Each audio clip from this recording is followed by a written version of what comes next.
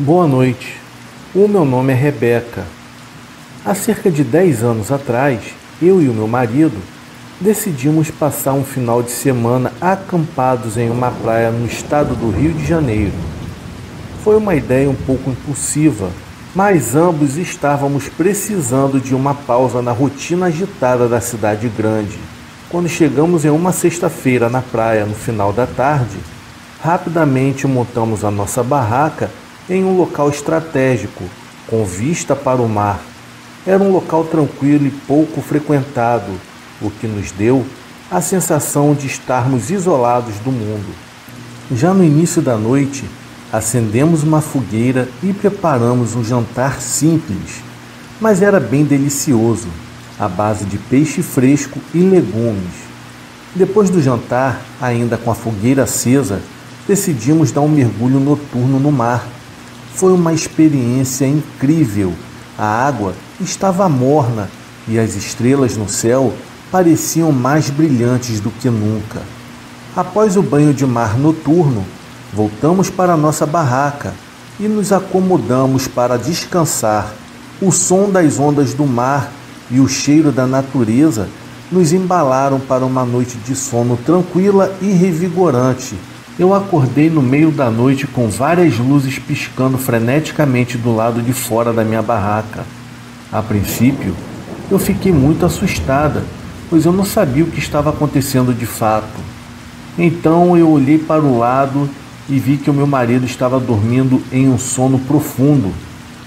Fiquei com medo de chamá-lo e deixá-lo assustado também. Aquelas misteriosas luzes continuaram piscando por alguns minutos. Eu cheguei a pensar que poderiam ser lanternas de algumas pessoas que estavam passando pela praia naquele exato momento. Eu cheguei a pensar também que poderia ser algum tipo de fenômeno natural, para você ver o nível de medo que eu estava. Eu decidi então não me mover e observar de dentro da barraca o que estava acontecendo lá do lado de fora. Aquelas luzes continuaram piscando por mais alguns minutos e de repente se apagaram. Eu fiquei ainda mais intrigada e curiosa para saber o que havia de fato acontecido ali do lado de fora da barraca.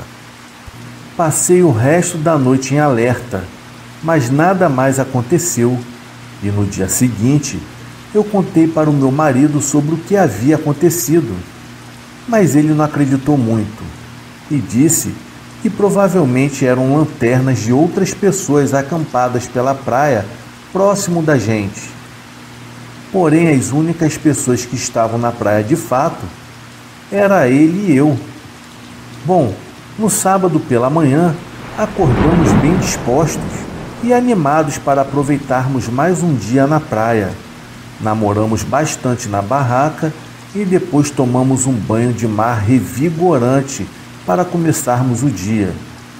Em seguida, caminhamos pela praia, exploramos as redondezas, descobrimos novos pontos de vista e lugares para relaxar. Foi uma manhã muito agradável e tranquila, com a brisa do mar nos mantendo frescos e energizados. Por volta das 2 horas da tarde, decidimos pegar então o nosso jipe e irmos ao centro da cidade para comprarmos água, cerveja, gelo e outros suprimentos para manter o nosso cooler abastecido, depois de um passeio agradável pela cidade. Chegamos de volta à praia por volta das 4h30 da tarde, com tempo suficiente para desfrutarmos do restante do dia na praia. Colocamos a cerveja no gelo e relaxamos, aproveitando o sol e o mar até o fim do dia. E durante a noite, tomamos mais um banho de mar e ficamos na barraca por um bom tempo, aproveitando assim a brisa fresca do mar e a tranquilidade da praia. E voltamos a dormir, pois a praia cansa demais. Porém, eu acordei algumas horas depois com uma vontade imensa e urgente de fazer xixi. Eu olhei para o meu relógio e estava marcando 2 horas da madrugada. Decidi então sair da barraca e fui me aliviar. Assim que eu estava me aliviando, eu comecei a ouvir uma voz bem distante, uma voz de pedido de socorro. Me levantei rapidamente e comecei a olhar em volta, pois eu estava bem assustada. E quando eu olhei na direção do mar, eu vi algo que me deixou completamente em choque. Havia uma pessoa dentro d'água, parecendo estar se afogando. Ela gritava por socorro. Eu fiquei paralisada por alguns segundos sem saber o que fazer. Então eu corri até a beira da praia para eu ter certeza do que eu estava vendo. E realmente havia um homem se afogando. Eu gritei de lá mesmo da onde eu estava para o meu marido acordar. E nada, ele estava completamente em um sono profundo. Eu vi que da onde eu estava, ele com certeza não iria ouvir a minha voz. Então eu corri até a nossa barraca e acordei o coitado da pior forma possível. Ele levantou completamente assustado pela forma que eu tinha o acordado. Eu falei tudo para ele o que eu tinha visto. Então meu marido não pensou duas vezes, correu até a beira da praia comigo e, chegando lá, me perguntou onde estava o homem se afogando. E, para minha surpresa, o tal homem havia sumido. Eu não consegui mostrar para o meu marido onde aquele homem estava. O meu marido olhou para mim bem chateado e em seguida me falou que eu estava ficando maluca e que a praia não estava me fazendo bem, pois eu já havia até inventado para ele sobre luzes estranhas piscando para fora da barraca na noite anterior. Foi então que eu, desesperado, eu falei para ele: amor, você tem que acreditar em mim. Eu tenho certeza do que eu vi. Havia sim uma pessoa se afogando claramente. Eu não estou imaginando coisas. Eu vi aquele homem se afogando. O meu marido, no entanto, continuava a não acreditar que eu tinha visto algo. Ele me pediu para tentar relaxar e voltar a dormir, mas eu ainda estava perturbada com o que eu tinha visto e não consegui dormir na mesma hora. Finalmente, assim que o meu marido dormiu, eu decidi me levantar novamente e verificar se tudo estava bem na praia. Felizmente, tudo parecia estar normal e não havia sinais de alguém que tinha se afogado. Então eu voltei para a barraca e tentei dormir novamente, mas ainda estava preocupada com o que eu tinha visto, até que eu voltei a dormir. E quando foi por volta das 4 horas da manhã, eu acordei, pois eu havia começado a ouvir risadinhas do lado de fora da barraca. As risadinhas eram bem macabras, sem contar que ouvi o som de passos em volta da nossa barraca. Aquilo continuava a me perturbar. Eu estava paralisada de medo dentro da minha própria barraca. Então eu decidi que precisava acordar o meu marido e contar a ele o que estava acontecendo. O meu marido acordou assustado quando eu o balancei e contei sobre o som das risadas e sobre o homem que parecia estar andando ao redor da nossa barraca. O meu marido, já apurrinhado com tudo que estava acontecendo, imediatamente ele pegou uma lanterna e saiu da barraca para investigar.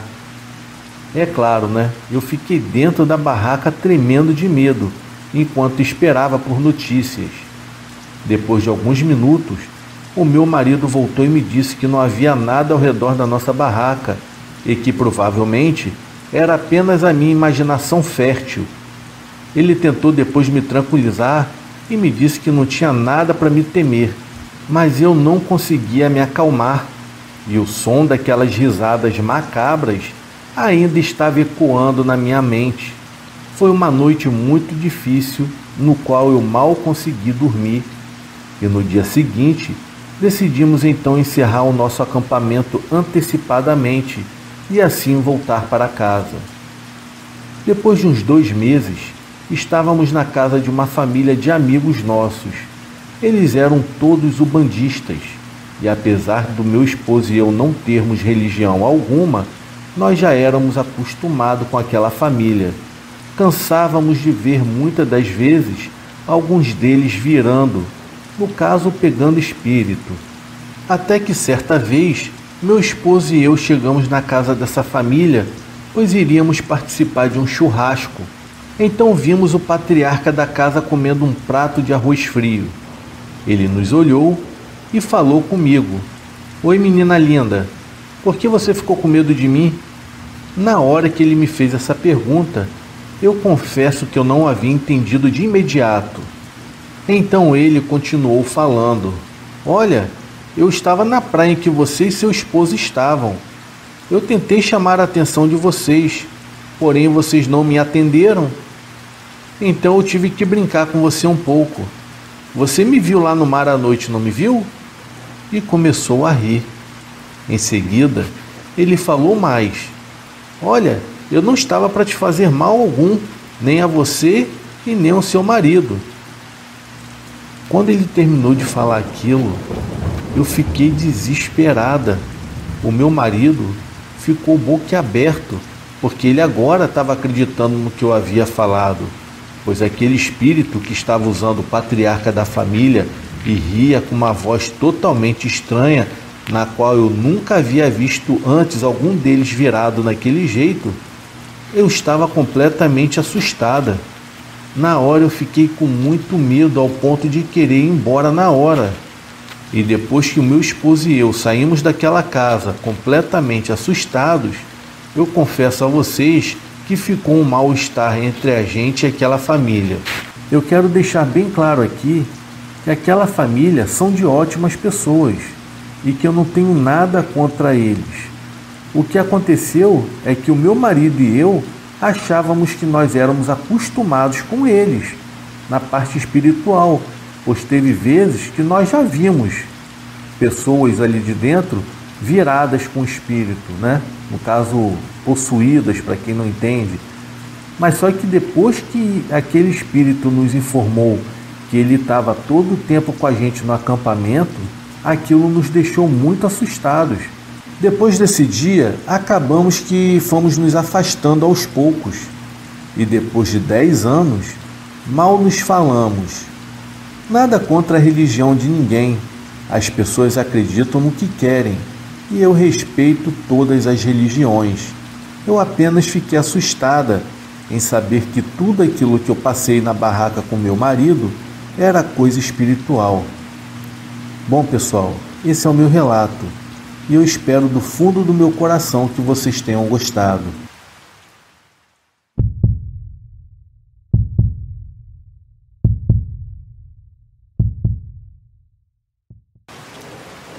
Eu me chamo Mateus de Paiva de Oliveira. O meu apelido é Matt, e assim sou bastante conhecido nas redes sociais e no dia a dia. Uso o pseudônimo Peterson também, mas não me importo que anuncie o relato, usando meu nome verdadeiro. O relato que eu irei contar foi presenciado por uma tia de consideração. Ela, na verdade, foi funcionária da minha mãe na nossa casa entre os anos de 2011 e 2014, mas era tão próxima de nós que só a tratávamos como tia Solange. Ela tinha 2 filhas mulheres que eram nossas amigas e habitualmente estavam na nossa casa e passavam a manhã e a tarde por lá. Eu cheguei a namorar uma de suas filhas, que foi a minha primeira namorada. Bem, Solange era uma senhora bem vivida, e nós somos de Brasília, e parte da minha família é de Minas Gerais. Mas no nosso meio, foi comum pessoas de origem nordestinas que vinham de locais do interior do Nordeste para trabalhar aqui. E a Solange também era assim. Ela era natural do Maranhão. Não sei ao certo dizer o nome da cidade, mas era uma cidade bem pequena e medieval no sentido de ser histórica. Ela, assim como as suas filhas, eram católicas, com exceção das 3 mais velhas, tendo uma dessas 3 sido a minha primeira companheira no ano de 2014. Mas apesar de serem bastante católicas, eram amantes natas de filme de horror, e foi com elas que eu aprendi a gostar muito desse universo fantasmagórico. Feito essa introdução, vou ao relato. Solange me falava de suas experiências sobrenaturais, e eram muitas, pois ela já havia trabalhado em diversos locais e morado em outros lugares também. Mas ela me contou uma que eu me lembro que na época chegou a me arrepiar até a espinha. Ela me relatou que na cidade no qual ela morava, as casas eram bem afastadas uma das outras, bem típico de interior, você sabe como é que é. O que ela me contou aconteceu por volta dos anos 70, considerando que ela era nascida ali do meio para o final da década de 60. Ela devia ter por volta dos seus 8 anos ou 9 anos de idade. Ela me falou que isso não foi vivenciado por ela, mas pela família que morava mais próximo da casa dela, onde a matriarca de lá era amiga da mãe da Solange, uma mulher bastante vivida também e que já tinha lidado com muitos tipos de coisas. Nessa casa havia uma menina da mesma idade da Solange. Elas até chegaram a brincar juntas por diversas vezes em que a menina visitava a casa da Solange. Acompanhada da mãe da menina, não vou saber ao certo o nome da menina, mas lembro-me que a Solange me contou que ela se chamava Maria e um outro nome que realmente eu não me lembro. Já faz mais de 10 anos que ela me contou essa história. A garota era uma criança comum, brincava como as outras e interagia bastante. Mas acontece que com o passar do tempo, essa menina foi ficando muda, devido à medicina um pouco desenvolvida na época e em cidade do interior, era muito difícil encaminhar ela para o médico. E a razão disso tudo se devia ao fato que aconteceu com ela, em uma ocasião em que a mãe dela havia deixado-a sozinha em casa, e a mãe da Solange acabou presenciando esse fato. A mãe da menina costumava com frequência deixá-la sozinha em casa para ir ao centro da cidade resolver pendências. Só que vai vendo, naquela época era extremamente comum os pais deixarem os filhos sozinhos, pois em cidades pequenas os crimes eram quase inexistentes. E conforme o tempo foi passando, a menina acabou desenvolvendo o hábito de conversar sozinha o tempo inteiro. Ela conversava sozinha como se estivesse conversando com outras pessoas. E ao ser chamada a atenção pela mãe, ela sempre dizia que falava sozinha por simplesmente não ter muito com quem conversar. A única criança com quem ela tinha mais contato era com a Solange, mas esta morava a cerca de 45 minutos dali, então não era sempre que ambas se viam. Conforme o tempo ia passando, ela sempre estava desenvolvendo mais e mais o hábito de falar sozinha, coisa de criança. Só que em uma dessas, um dia a mãe dela voltou da cidade, e quando chegou em casa, a menina estava em pavor, em pânico, e a mãe da Solange e outras pessoas estavam com ela. A garota relatou que naquele dia ela ficou brincando na cozinha da casa, e a casa não era tão grande, era um casebre pequeno e simples. No que ela brincava ali, ela ia conversando sozinha. Conversa vai, conversa vem. Ela disse que olhou para o canto e viu a silhueta de uma pessoa na cozinha. E ao tentar forçar um pouco mais a vista para enxergar melhor quem estava ali, ela acabou avistando uma mulher bastante idosa, com roupas meio rasgadas e sujas, cabelos brancos e desgrenhados, e com a pele bastante enrugada, observando-a enquanto esta brincava.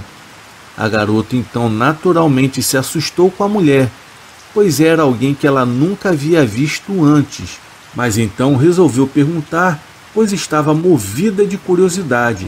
Ela queria saber quem era essa pessoa. Olá, quem é a senhora? Oi, sou uma amiga sua, a mulher respondeu, enquanto não parava de fitar ela com os olhos. Só que então a menina retrucou dizendo que não, que ela não conhecia a mulher e que nunca tinha visto ela na vida.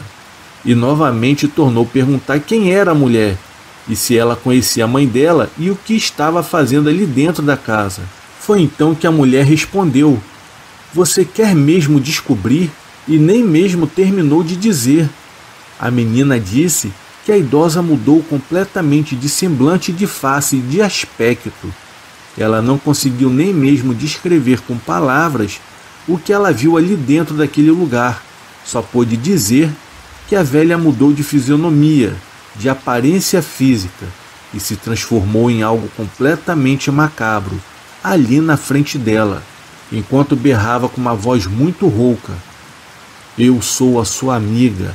Você me chamou durante todos os dias e agora eu vim." Ela só teve tempo de gritar e sair correndo daquele local, indo para a casa dos vizinhos mais próximos, que era justamente a casa da mãe da Solange. Você pode até pensar: bom, criança tem imaginação fértil, pode ver coisas e se equivocar. Acontece que, se não fosse pelo fato de que essa garota estava completamente horrorizada quando chegou na casa da mãe da Solange, contando que viu uma mulher em sua casa e que não sabia se aquela mulher era normal, pois ela havia mudado de face em frente a ela e berrando para ela de uma maneira que, segundo a menina, não parecia ser coisa daquele mundo.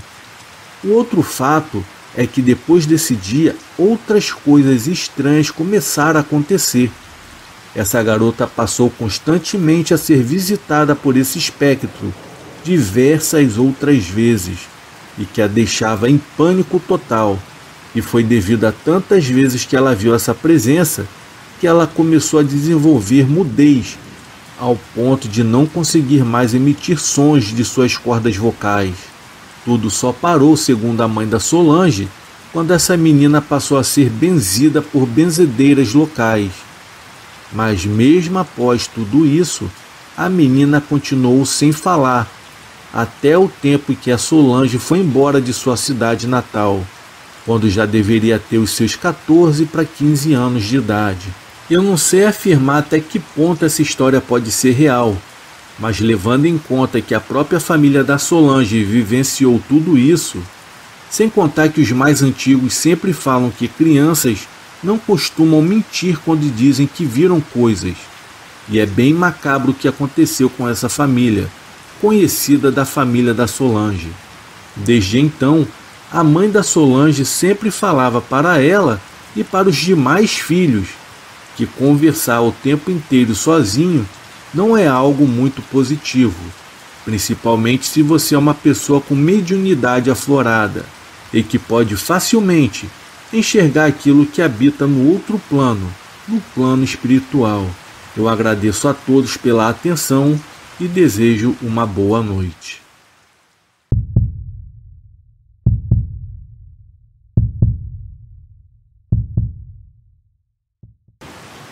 O meu nome é Adalberto e vou contar algo muito triste que me abalou profundamente. Eu tinha 18 anos de idade no ano de 1998 e foi quando tudo começou a acontecer na minha adolescência. Eu estava no 3º ano do colégio quando comecei a passar por aqueles momentos assustadores na minha vida. Me recordo que todas as sextas-feiras nós tínhamos uma aula vaga. Então nós saíamos mais cedo da escola. Eu e alguns alunos sempre gostávamos de conversar nos arredores da escola, que era rodeado por uma pequena mata, dessa do tipo que lembra mais um pomar. Era uma cidade pequena chamada Napu. A tranquilidade reinava naquele local. Por isso os meus pais optaram por morar nela. Eu adorava, pois nada me faltava. Os meus pais também adoravam morar ali. E numa determinada sexta-feira, assim que saímos mais cedo em razão de 2 horas vagas, eu e a Maria, que era uma grande amiga minha, que se sentava ao meu lado na sala de aula, resolvemos andar e conhecer melhor aquele pomar. É lógico, fomos juntos com mais alguns amigos da classe. E ao chegarmos bem perto de um pé de manga, e por sinal estavam bem maduras, foi então que a Maria me disse que estava com muita vontade de comer uma daquelas mangas e me pediu para que eu subisse na árvore e pegasse uma daquelas. E sem titubear, eu subi nos galhos mais robustos e aos poucos eu já estava no topo da mangueira. E assim que eu cheguei ao topo, que era bem alto por sinal, eu consegui pegar algumas mangas com cuidado para não cair no chão. E lá de cima eu pude ver a Maria, que estampava um belo sorriso no seu rosto. E também não vi a hora de provar das frutas que eu havia acabado de colher. Sem que a Maria percebesse, em cima da árvore eu pude notar um objeto que parecia estar bem ao lado dos pés dela e que brilhava um pouco.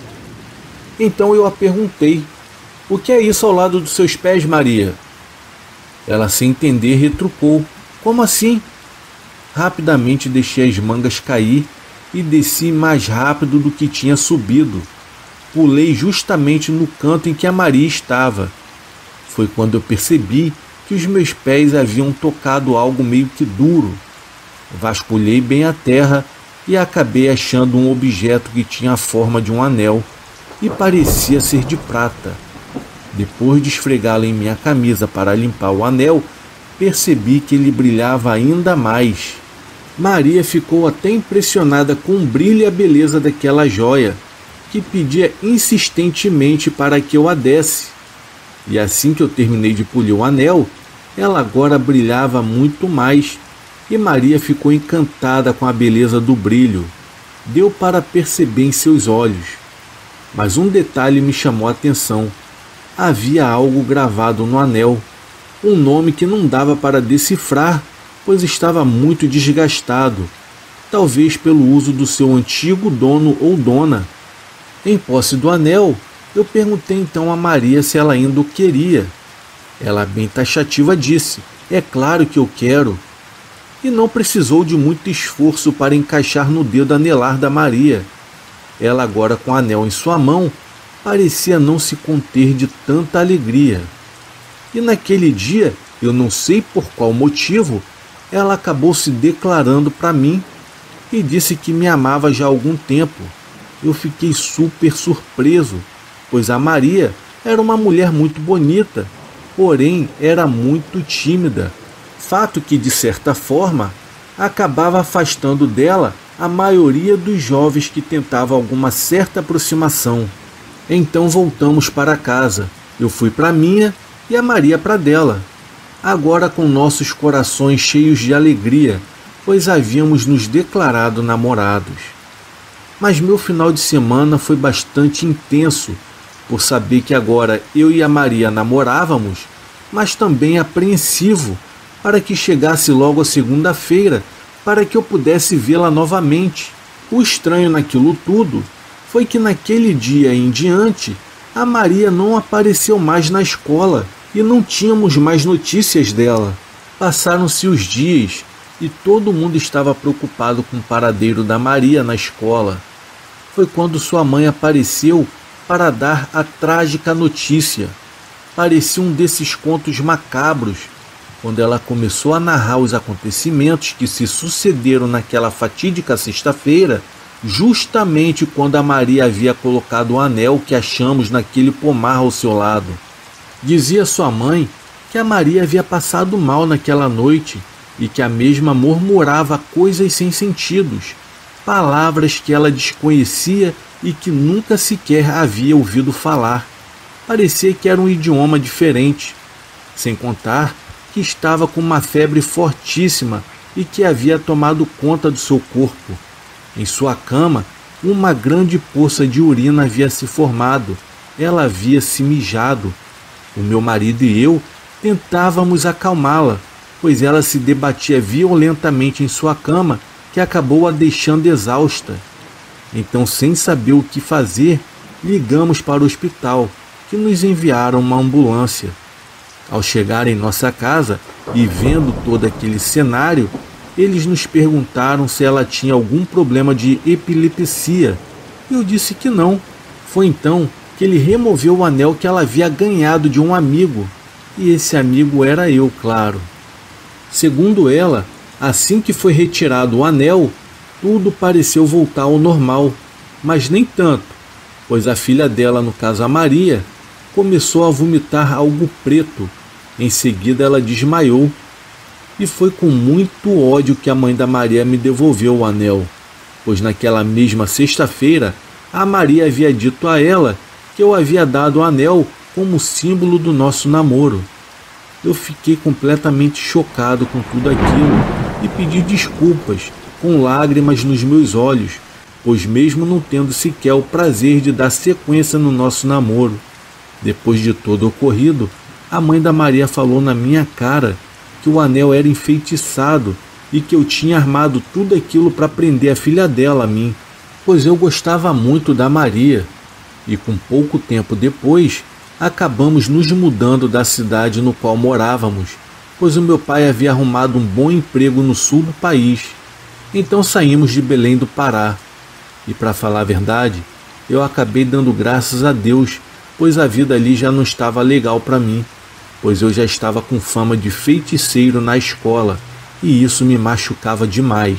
Os meus pais perceberam que eu havia ficado muito abalado com todo o ocorrido, e o melhor que eu tinha que fazer era ir para lugares alegres e conhecer novas pessoas, mas não adiantou. A depressão me fez mal durante anos e eu não tinha mais vontade de viver. A Maria era tudo que eu tinha naquela escola. Ela preenchia os meus dias. Na mesma semana que eu peguei aquele maldito anel, eu guardei em uma gaveta na minha cômoda. E as minhas noites não foram mais as mesmas. Eu comecei a ser visitado constantemente por uma sombra bem escura que ficava na parede. Ela era tão escura que se destacava em meio à escuridão. Ela tinha uma silhueta de uma mulher, e nos dias que se seguiram, aquilo virou rotina. Foi então que veio no meu coração que o motivo de tudo era realmente o anel que eu havia guardado em minha cômoda. E ao amanhecer, a primeira coisa que eu fiz foi enterrar aquele maldito anel em um terreno baldio que havia perto da minha casa. O curioso é que no mesmo dia, quando eu fui dormir, nada mais havia acontecido. Já a Maria, eu acabei perdendo completamente o contato dela. Isso já faz mais de 20 anos que eu não a vejo. Hoje em dia, eu sou muito bem casado e pai de 2 filhas. Porém, a Maria, eu nunca mais esqueci.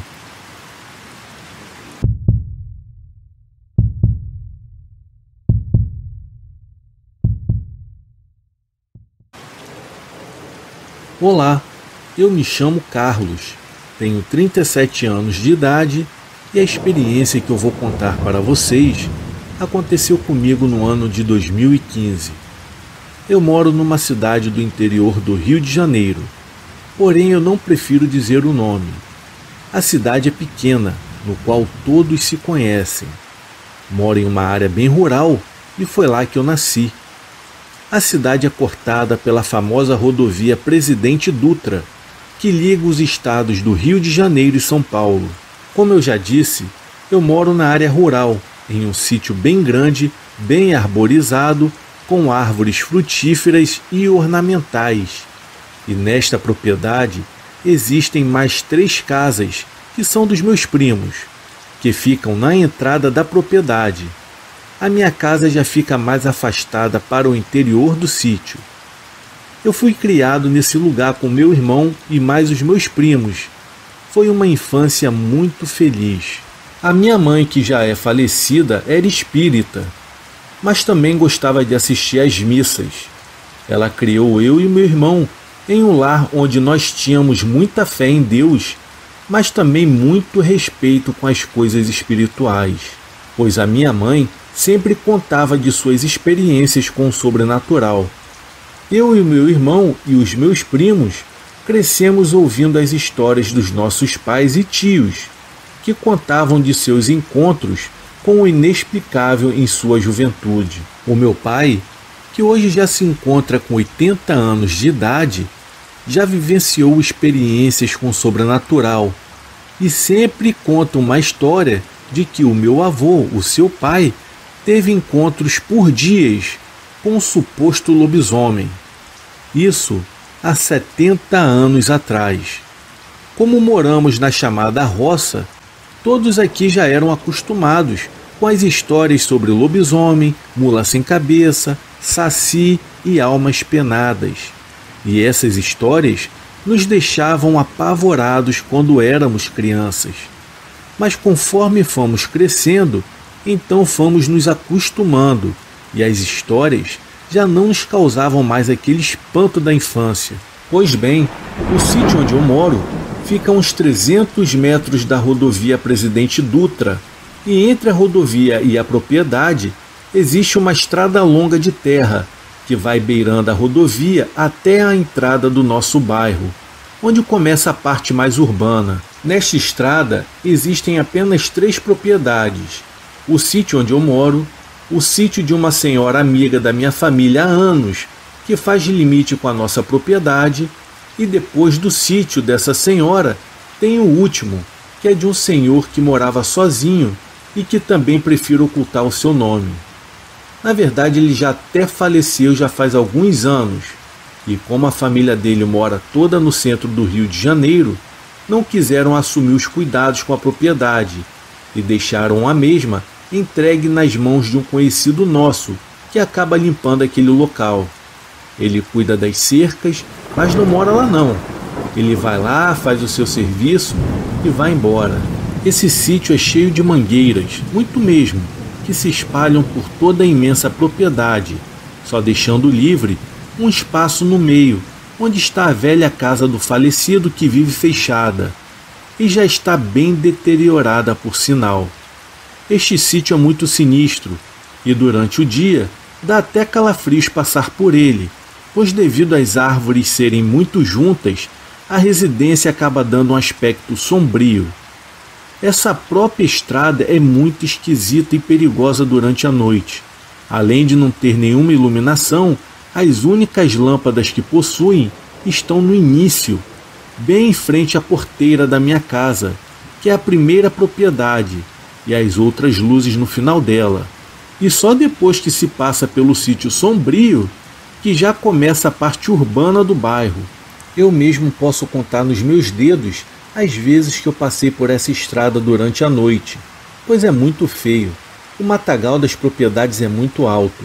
Estão bem afastados das casas, tornando-se pasto para os animais que agora no momento ninguém mais cria.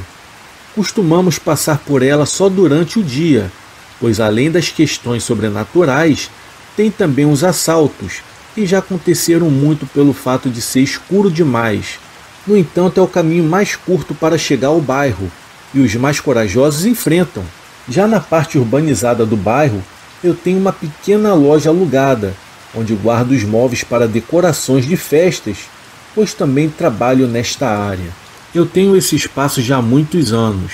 Era o dia 2 de novembro de 2015, dia de finados. Como todos os anos nessa data, eu levantei cedo, fui ao cemitério homenagear a minha mãe e os meus antepassados e voltei para casa, pois um grande amigo meu veio passar o dia conosco para aproveitar o feriado, e por volta das 15 horas eu precisei ir ao meu depósito, na loja, para fazer uns reparos em alguns móveis e aproveitar também o feriado, pois era uma das minhas poucas folgas. Esse meu amigo de nome Marcos também foi, pois ele iria dormir na nossa casa naquela noite. Tínhamos até bicicleta em nossa casa, porém resolvemos ir a pé pela longa estrada, pois é o caminho mais curto, e durante o dia não teria problema algum. Então levamos em média de uns 20 minutos caminhando. Os meus planos eram o seguinte: era fazermos os reparos e voltarmos para minha casa antes do escurecer, pois era horário de verão e daria para fazermos isso. No entanto, enquanto estávamos no depósito, muitos amigos vieram conversar conosco, pois é bem na beira da rua, e assim eu ficava entre as conversas e os reparos dos móveis. Devido a isso, eu acabei demorando um pouco mais, e quando acabamos, fizemos um lanche na pracinha que fica perto e tomamos o caminho de volta para minha casa. Já eram mais de 19 horas, e por ser no horário de verão, e mesmo com o sol já posto, o céu ainda estava claro, não estava totalmente escuro. Foi então que eu perguntei ao Marcos se ele se importaria se passássemos pela estrada de terra, pois ali seria o caminho mais rápido do que dar a volta por detrás do bairro ou pela rodovia, o que eu acho muito perigoso pelo fluxo de carros, e teríamos que atravessá-la, passar por debaixo de um viaduto para chegarmos em casa. Como eu já estava muito cansado e doido para chegar em casa, passamos por ali mesmo. Eu quero ressaltar que o meu amigo é meio cético com as coisas sobrenaturais, pois já havíamos conversado sobre esse assunto por diversas vezes, e ele sempre esboçava uma reação de achar que muitas das coisas são invenções do povo. Começamos então a caminhar pela estrada, tendo à nossa direita os sítios e à nossa esquerda a rodovia. Eu caminhava pelo canto da estrada e Marcos ao meu lado. E quando começamos a passar em frente às mangueiras do sítio do falecido, foi aí que eu vi uma luz que passeava por entre as árvores. Ela não era muito grande, e o que me levou a pensar logo de início que fosse algum tipo de vagalume, pois aqui é o que mais tem. Enquanto eu andava, eu acompanhava aquela pequena luz com os meus olhos, e para minha surpresa, ela aumentou de tamanho, tornando-se uma bola de fogo do tamanho de uma tampa de panela. Imediatamente um arrepio tomou conta do meu corpo, mas eu fiquei bem calado, pois eu achei que fosse coisa da minha cabeça, e como o Marcos era cético, eu achei que ele fosse dizer que eu estava ficando louco. No entanto, para minha surpresa, o Marcos exclamou: Carlos, você está vendo aquilo? Eu respondi: vendo o quê? Foi então que ele me falou: cara, aquela bola de fogo ali por detrás das árvores, ela está subindo e descendo. Foi então que, para fazer um teste, eu disse que não estava vendo. Eu falei para ele que não estava vendo nada. Foi então que ele me puxou pelo braço bruscamente e falou: meu irmão, eu não acredito que você não está vendo aquilo. É verdade que você não está vendo? Foi então que eu falei a verdade, e já trêmulo, eu falei com minha voz completamente embargada: cara, na verdade já estou vendo há bastante tempo, porém eu não quis te falar. E ele me perguntou: o que você acha que é aquilo? Eu respondi para ele que eu não sabia o que era. E eu falei para ele para continuarmos andando, pois se a bola de luz viesse para cima de nós, iríamos ter que correr para a pista e atravessá-la no meio daquele trânsito. Então continuamos andando, e aquela bola de fogo estava nos acompanhando por entre as árvores. Uma hora ela ficava muito grande, e depois acabava diminuindo de tamanho. No entanto, o que viria a acontecer depois me deixou tão impressionado que eu nunca esqueci ou esquecerei o que vimos naquela noite. Quando já estávamos nos aproximando da segunda propriedade, eu olhei para o meio das árvores e acabei vendo várias pessoas que formavam um tipo de procissão. Era da seguinte forma: andavam um atrás do outro, todos com as cabeças baixas. As mulheres usavam vestidos e véus brancos, já os homens usavam também roupas longas como as batinas de um padre, que também eram brancas, e na cabeça usavam capuz. Eu não conseguia ver o rosto deles, pois estavam a uma certa distância e as suas cabeças estavam abaixadas, não nos permitindo vê-los. Na frente da procissão ia um homem que era bem mais alto do que os demais. Também estava de roupa longa e capuz, e que segurava nas mãos uma bola de fogo, que antes nós havíamos visto por entre as árvores. Eu pude observar que eles não andavam com os pés no chão, mas eles levitavam por cima da terra. E quando eu vi aquilo, o meu pavor apoderou-se de mim. Eu comecei a rezar. O Marcos, vendo aquilo, então me perguntou: cara, por que você está rezando em voz alta? Foi então que eu lhe disse: meu irmão, olha de novo para o meio das árvores. Foi então que ele olhou e também viu o que eu havia visto. O Marcos ficou tão apavorado que ficou mudo e começamos a correr. Foi então que eu disse a ele: meu irmão, não olhe para trás, pelo amor de Deus. Corremos o restante da estrada completamente transtornados. Eu não conseguia parar de pensar no que havia acabado de acontecer conosco. Quando chegamos na porteira da minha casa, paramos de correr e entramos no sítio andando, pois já nos sentíamos mais seguros, mas sem dizermos uma única palavra um com o outro. Foi então que, para nossa surpresa, quando íamos chegando perto de casa, depois de passarmos pelas casas dos meus primos, Vimos então na parte mais afastada da nossa propriedade, em meio às nossas mangueiras e jaqueiras, a mesma bola de fogo. Porém, não vimos mais aquele grupo de pessoas vestidas de branco. Nós ficamos parados no meio do caminho, pois não tínhamos mais pernas para correr, e aquela bola de fogo passeou por entre as árvores e subiu desaparecendo por cima da copa das mangueiras. Quando chegamos em casa, a primeira coisa que eu fiz foi contar para o meu pai o que havíamos presenciado. E ele nos disse: olha, o que vocês viram foi a procissão das almas. Pois aqui em nossa região, quando eu era jovem, haviam muitos relatos de pessoas que acabaram vendo esse mesmo fenômeno. Porém, faz muito tempo que ninguém mais comentou nada aqui. Eu acredito que depois da chegada da luz elétrica, muitas coisas se afastaram para lugares mais remotos. Mas como hoje é dia de finados, eu acredito até que elas vêm à Terra para receberem as homenagens e rezas. Agora, o porquê que apareceram para vocês, eu não sei explicar isso. Bom, rezem para elas descansarem em paz. No decorrer da noite, ainda conversamos muito sobre o acontecido. Porém, eu confesso que eu não consegui dormir naquela noite, pois foi algo que me impressionou muito. Eu já tive outras experiências sobrenaturais, mas essa me marcou demais, pois o meu amigo também viu. Então não tinha como dizer que era loucura ou alucinação ou invenção minha. Mas desde esse dia, nunca mais passei por aquela estrada depois do escurecer. E até hoje, quando o meu amigo Marcos vem em nossa casa, ele acaba relembrando esse acontecimento. Ele até me confessou recentemente que a sua opinião sobre o sobrenatural e o mundo invisível mudou radicalmente. Bom, bem-aventurado é os que creram sem terem visto isso.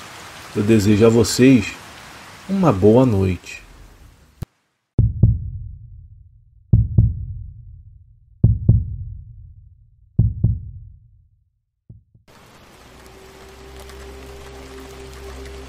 Boa noite a todos, o meu nome é Marcelo. Eu sou caminhoneiro há um bom tempo. Sempre fui um cara tranquilo, daqueles que não se metem em confusão e vive a vida na boa. Conheço cada estrada do Brasil como a palma da minha mão. Eu tenho uma esposa maravilhosa, a Ana, e 2 filhos, o Pedro e a Mariana, que são o meu orgulho. Sempre faço questão de estar presente na vida deles, mesmo com a rotina puxada de caminhoneiro. Mas tem uma história que mudou a minha vida para sempre. Aconteceu numa noite sem lua, enquanto eu dirigia pela estrada deserta do Mato Grosso. Era uma noite bem escura, apenas o brilho das estrelas e os faróis do caminhão iluminavam o caminho. Eu já estava até acostumado com aquela solidão da estrada, mas naquela noite eu senti um arrepio estranho. Foi quando eu vi bem ali na beira da estrada uma criança sozinha. E parecia estar perdida. Eu não podia deixar de ajudá-la. Eu desço do caminhão com meu coração batendo forte. Sempre pensei em como reagiria se visse uma situação dessas, pois o meu filho Pedro, de 7 anos, sempre me abraça forte quando eu volto de viagem, e não pude deixar de pensar nele ao ver aquela criança ali tão vulnerável. A menina tinha cabelos escuros, um olhar vazio que me deu um calafrio. Chamei por ela, mas não obtive resposta. A sensação de que algo estava muito errado só aumentava. Quando me virei para pegar uma lanterna, a menina simplesmente havia sumido. Procurei ao redor, mas não havia sinal dela, apenas o silêncio da noite e o som dos grilos. Então eu não tive uma outra alternativa senão voltar para o meu caminhão. Eu estava confuso e um pouco assustado com aquela situação. Foi quando eu decidi seguir viagem, pensando que talvez eu estivesse cansado demais e, por isso, eu poderia ter visto coisas. Mas então algo começou a acontecer. Sempre que eu ligava o meu rádio, eu ouvia risadas de criança. Era como se estivessem vindo do nada. Eu troquei de estação, desliguei o rádio, mas as risadas continuavam, cada vez mais altas e próximas. Eu não sabia o que fazer. Eu parei em vários postos, pedi ajuda, mas ninguém acreditava em mim. Diziam que era o meu estresse, cansaço, que eu precisava descansar, mas eu sabia que não era nada disso. Algo tinha acontecido naquela estrada, algo que eu não conseguia explicar. Os dias se passaram e as risadas não paravam. Já não dormia direito, não comia e não conseguia me concentrar na estrada. Eu decidi então que eu precisava voltar àquele lugar. Eu precisava entender o que tinha acontecido. Após terminar a minha entrega, peguei o meu caminhão e dirigi de volta para aquela estrada deserta para tentar encontrar respostas. Chegando lá, desci do meu caminhão e comecei a procurar qualquer pista, qualquer coisa que pudesse explicar a presença daquela criança. Andei pela beira da estrada, eu cheguei a entrar na mata e chamei por ela, mas só o eco da minha própria voz respondia. Foi então que eu vi algo brilhando no chão. Era um pequeno pingente, parecia antigo, com uma foto dentro. Era a foto da menina que eu tinha visto na estrada. Naquele momento, eu senti um calafrio muito forte. Eu guardei o pingente no bolso e voltei para o meu caminhão, decidido a descobrir quem era aquela criança. Seguindo por aquela estrada, havia uma pequena cidade, praticamente um vilarejo. Decidi parar o meu caminhão e ir conversar com os moradores locais.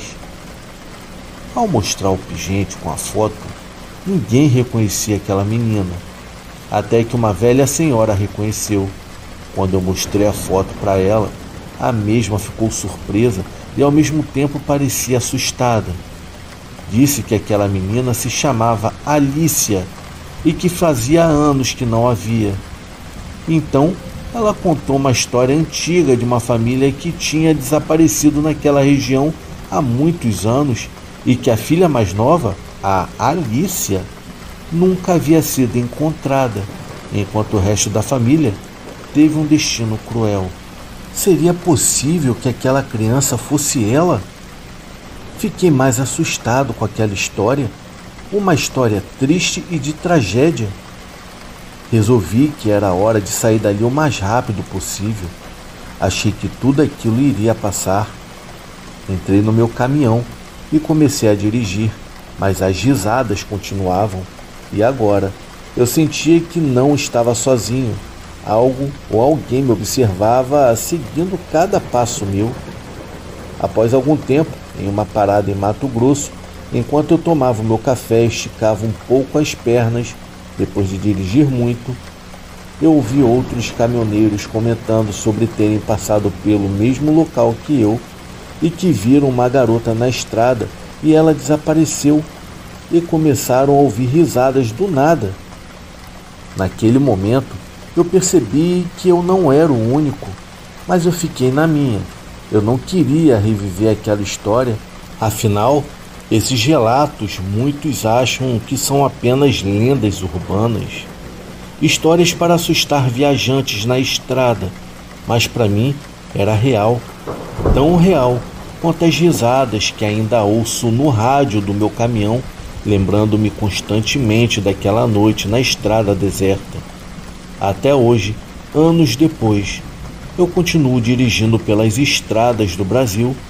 Aquelas risadas nunca mais pararam completamente, mas aprendi a conviver com elas.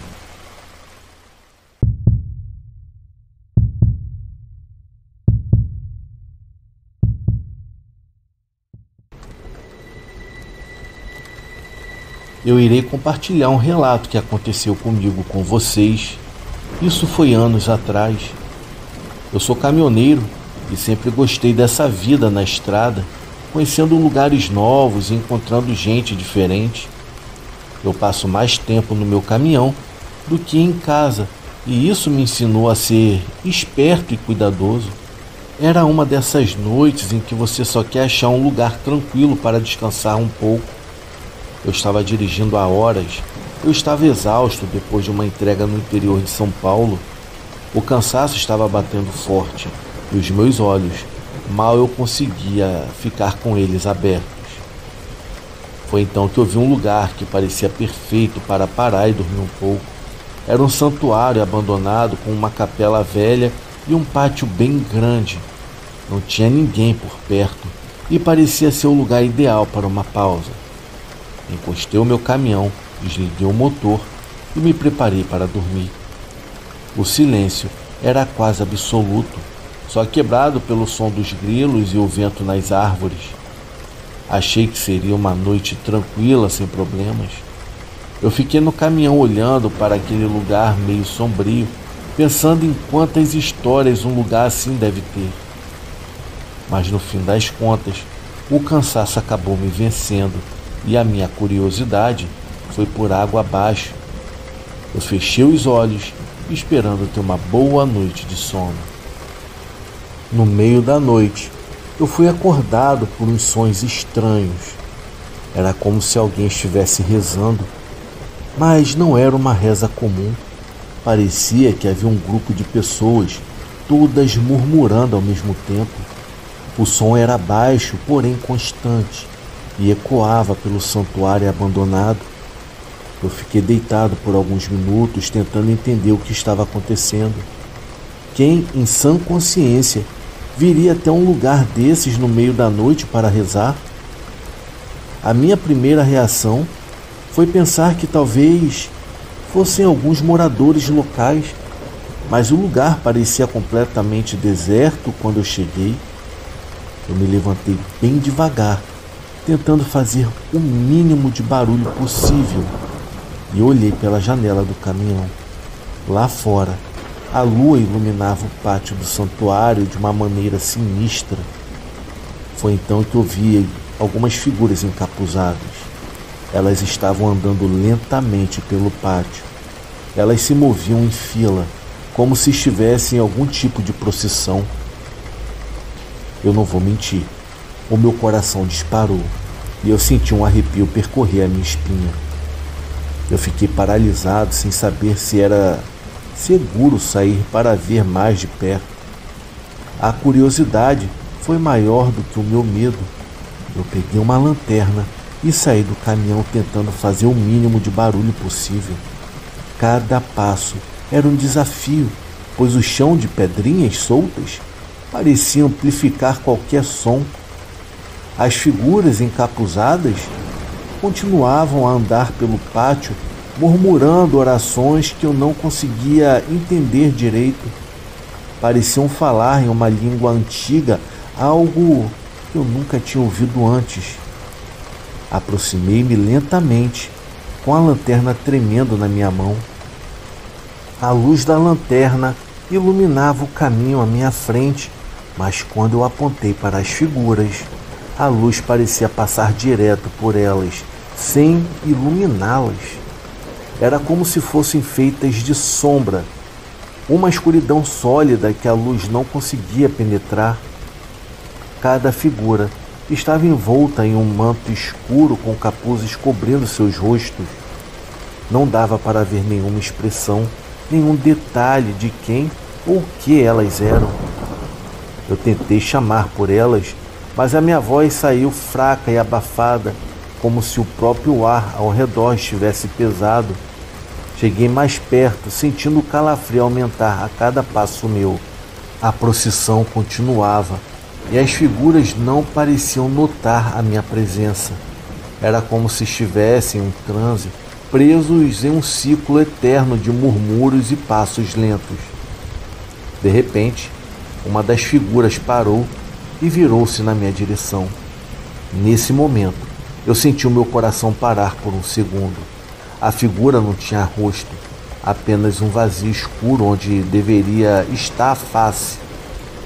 Eu soltei um grito abafado e recuei, quase tropeçando nas pedrinhas. Voltei correndo para o meu caminhão, pois o medo havia tomado conta de mim naquele instante. Eu entrei e tranquei a porta, respirando com dificuldade. Em seguida eu olhei para o pátio e as figuras continuavam com a sua procissão como se nada tivesse acontecido.